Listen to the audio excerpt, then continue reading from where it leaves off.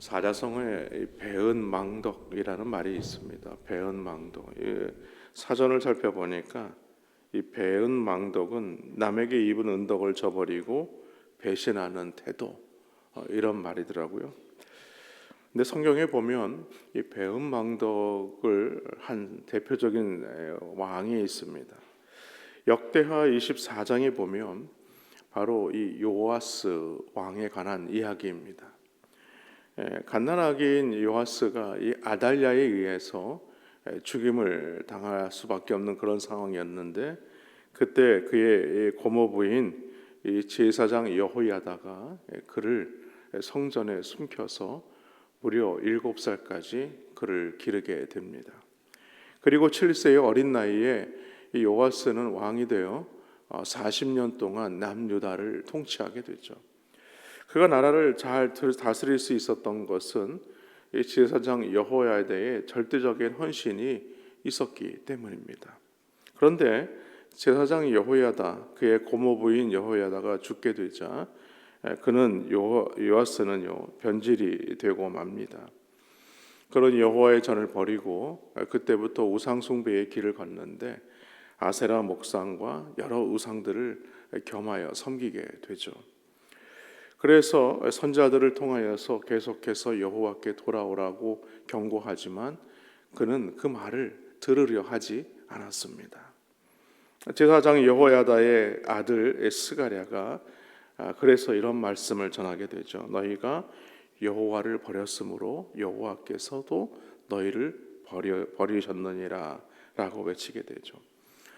고모부이면서 제사장인 여호야다가 자신을 왕으로 등극하는 데 있어서 그의 목숨을 살려줬을 뿐만 아니라 또 왕의 사명을 감당할 수 있도록 무려 40년 동안 그렇게 뒷바라지를 했음에도 불구하고 그는 그것을 기억하지 않았습니다.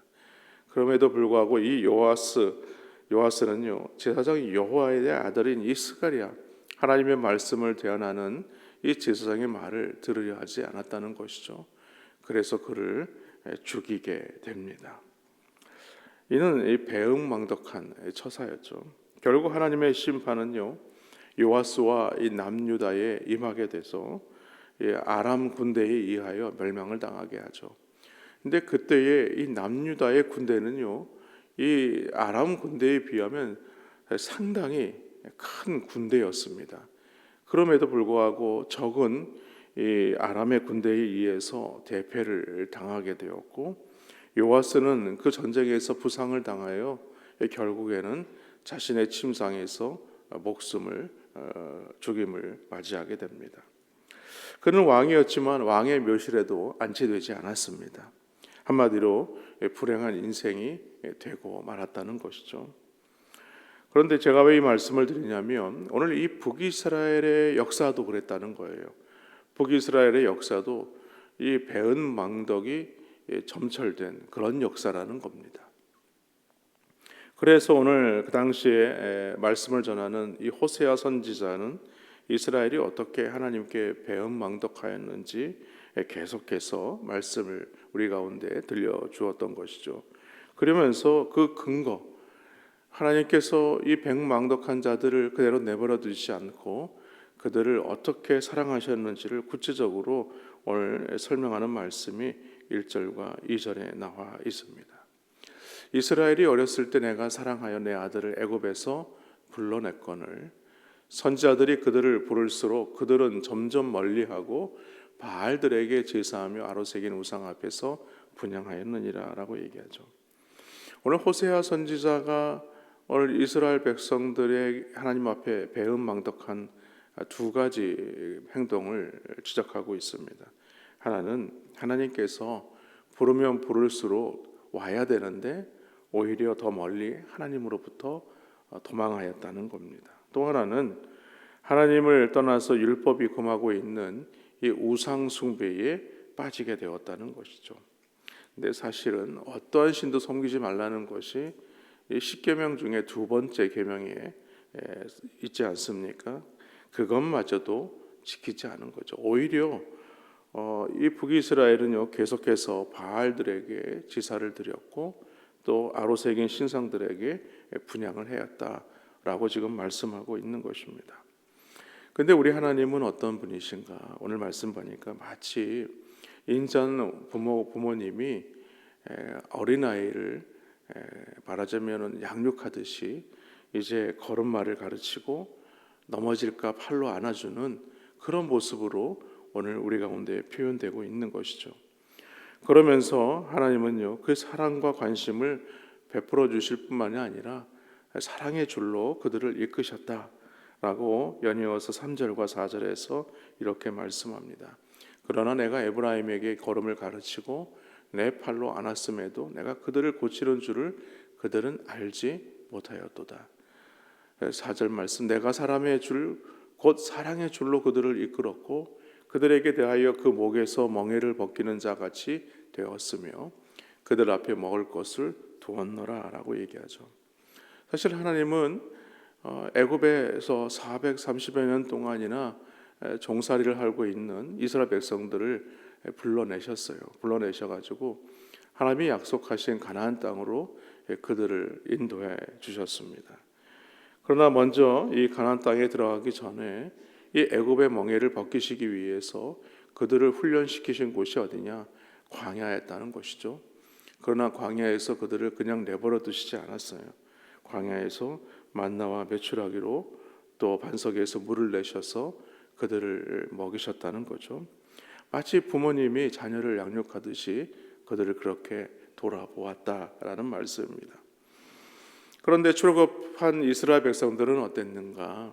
그들은 허구한 날 원망과 불평을 쏟아내지 않았느냐는 거예요. 그러나 하나님은 그런 이스라엘 백성들을 포기하지 않으시고 종국에는 약속하신 가나안 땅으로 그들을 인도하셨다라는 말씀입니다. 하나님은 이스라엘 백성들을 그렇게 사랑하셨지만 그런데 오늘 호세아 선지자 시대에 이스라엘 백성들은요, 그 하나님의 사랑을 거절했다는 거예요. 5절 중반절에 보면 이런 단어가 나옵니다. 내게 돌아오기를 싫어하니. 내게 돌아오기를 싫어했다라고 얘기를 하죠. 그러니까 북이스라엘은요, 어려움이 생겼을 때 그들이 나왔던 그 애굽으로 다시 돌아가려고 했다는 거예요. 여러분, 어려움에 빠지게 되면 어떻게 하는 것이 맞겠느냐는 거예요. 그러면 그들을 애굽에서 인도해 주신 그 하나님을 따라가야 되는 것이 맞지 않겠느냐. 근데 오히려 그렇지 않았다는 겁니다. 다시 애굽으로 돌아가려고 했다는 것이죠. 결국에는요, 이스라엘 백성들의 불신앙으로 말미암아서 그들은 하나님의 말씀을 듣지 않았습니다. 오늘 7절 말씀에 보니까 백성이 끝끝내 내게서 물러가나니 비록 그들을 불러 위에 계신 이에게로 돌아오라 할지라도 일어나는 자가 하나도 없도다. 여러분, 오늘날 신앙인들도 그렇죠. 힘들고 어려운 일이 찾아오면 다른 사람들을 탓하거나 누구를 탓하거나 어떤 대상을 탓하기도 합니다. 그리고 지금의 내 삶의 문제에서 뭔가 문제가 있다고 생각해서 다시 옛날로 회귀하려고 하는 그런 경향이 있죠. 옛날에 잘못된 사고와 방식으로 돌아가려고 하는 것입니다. 그러나 어려움을 겪으면 겪을수록 그때 어떻게 하라는 것입니까? 하나님께 돌아오라는 겁니다. 하나님께 돌아와서 하나님이 주시는 생각과 마음을 가지고 하나님이 원하시는 뜻대로 사람을 살아가야 하는 것이죠. 그런데 이스라엘은요, 오히려 하나님의 사랑을 깨닫지 못했습니다. 계속해서 아무 능력이 없는 그 우상들을 지금 섬기고 있는 겁니다. 그래서 결국은요, 하나님은 이스라엘을요, 이방 나라에 의해 채찍을 들게 하셔서 멸망을 당하게 하시죠. 그러나 분명한 사실은 오늘 우리 가운데 계속해서 말씀하는 내용이 뭡니까? 하나님은 아무리 배은망덕한 자라고 할지라도 버리시지 않는다는 거예요.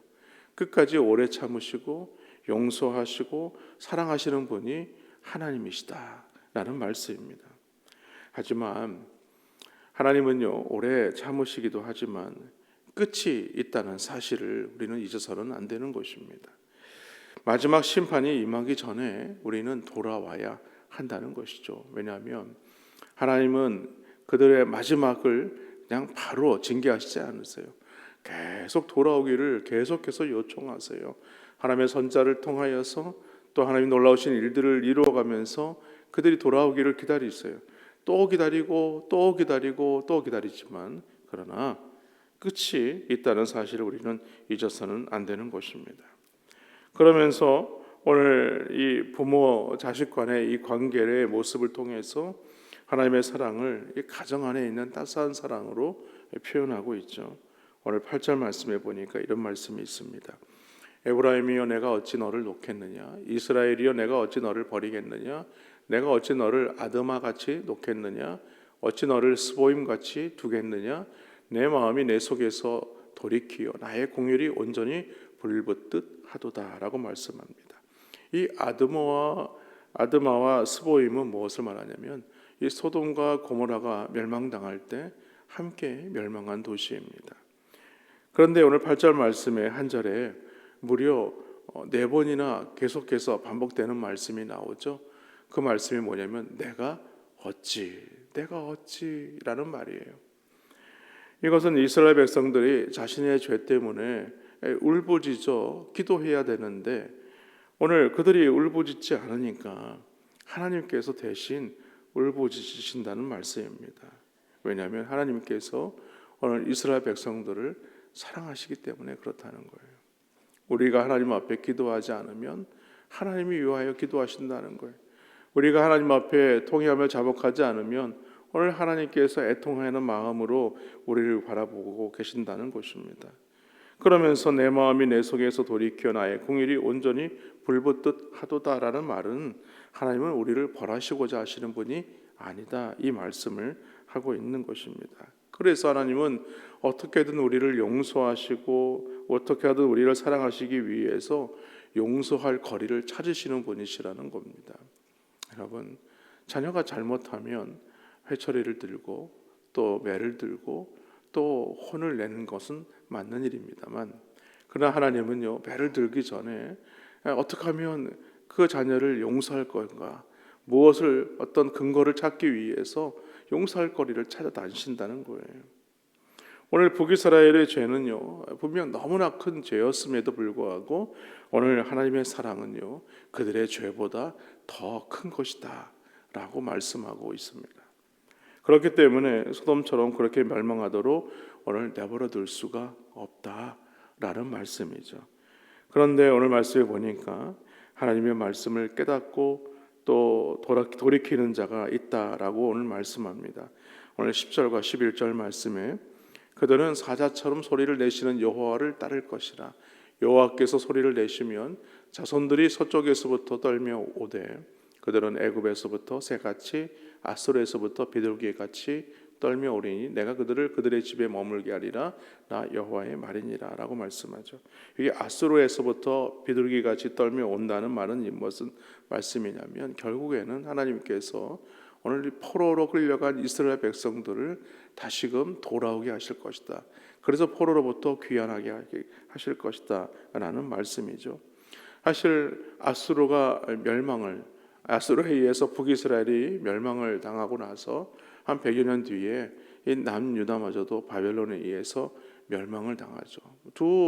이 북이스라엘과 남유다는 똑같이 포로로 끌려가게 되지만 남유다와 함께 포로 귀환 때에 이스라엘로 돌아오게 하실 것이다 라는 것을 오늘 말씀하고 있는 것이죠. 사랑하는 성도 여러분, 부모가 자식에게 잘 보이기 위해서는요, 많은 일을 하지 않습니까? 그 중에서도 우리 어머니들이 그렇죠. 어머니들은요, 자식에게 식사를 이렇게 챙겨주어도 또 자녀를 위해서 참 모진 고생을 다해도 자녀로부터 고맙다는 말 한번 듣기가 참 쉽지 않습니다. 그러나 만약 자식이 어머니가 힘들고 아프다고 해서 어느 날 아침에 일어나 보니까 아침상을 어머니를 위해서 차려놓았다 라면 아마 그 어머니는요, 그 자식을 보면서 아마 눈물을 흘리게 될 것입니다. 이게 무슨 말이냐면 부모가 자식 마음에 들기는 힘들지만 자식이 부모 마음에 들기는 너무나 쉽다는 말씀이죠. 이는 하나님과 우리의 모습이 그렇다는 것입니다. 하나님은요 무한히 사랑하시는 분이세요. 어떻게 하면 용서하시고 품을까를 생각하시는 분이 하나님이시죠. 그렇기 때문에 우리는 아주 조금만 하나님께 우리의 마음의 문을 열고 주님 앞에 조금만 다가서기만 하면 됩니다. 그러면요 하나님께서 우리를 용서하시고 우리를 기쁨으로 받아주신다는 거예요. 그런데 우리는 그렇게 지금 하지 못하는 거예요. 그런 표현이 오늘 그 말씀이에요. 내가 어찌 너를 놓겠느냐라는 말이에요. 내가 어찌 8절에 나와 있는 내가 어찌 너를 놓겠느냐. 그러니까 내가 너를 이렇게 사랑하는데 어떻게 내가 너를 세상에 그냥 내버려 두겠느냐.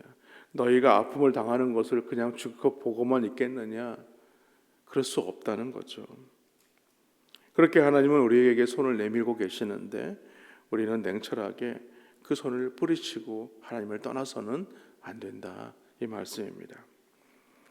여러분, 하나님을 사랑하는 것은요 상대적으로 너무나 작은 것이지만 그 믿음이라도 하나님은 너무나 기뻐하십니다. 왜냐하면요 하나님은 우리를 사랑하시기 때문이죠. 그렇기 때문에 오늘 우리가 하나님의 손이 사람의 손처럼 손이 있는 것은 아니겠지만 오늘 말씀을 통해서 그 하나님께서 우리에게 내미시는 손이 있습니다. 그 손을 내미실 때 여러분 그 손을 꼭 붙잡으시고 꽉 붙잡으셔서 그 손을 놓치지 말고 그 하나님을 온전히 의지하시는 우리 더잘함교회 모든 성도님들 되시기를 주님의 이름으로 간절히 축원합니다.